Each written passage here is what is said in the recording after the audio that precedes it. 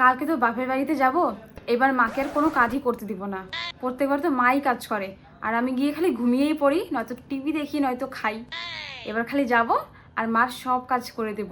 মা খালি এবার রেস্ট করবে। না যাই। মা, আমি চলে এসেছি। ঠিক আছে, ভালোই হয়েছে মোনা। তাহলে সকালবেলা রান্নাটা তুই কর। রান্না? ধুর, রান্নার ভয়ে তো এখানে আসি, আর আমাকে রান্না করতে হবে।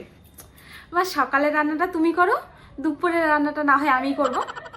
ঠিক আছে মোনা। মোনা, একটু বাসনগুলো ধুয়ে দে না। বাসন ধুয়ে দিতে হবে? মা, এখনকার বাসনগুলো তুমি ধুয়ে দাও, সন্ধ্যার বাসনগুলো কিন্তু আমি ধুয়ে দেবো। পাক্কা আমি ধুয়ে দেবো, তুমি খালি এখনকার বাসনগুলো ধুয়ে দাও। মোনা, এখন তো সন্ধ্যা হয়ে গেছে, একটু চা বানা না, খাই। চা?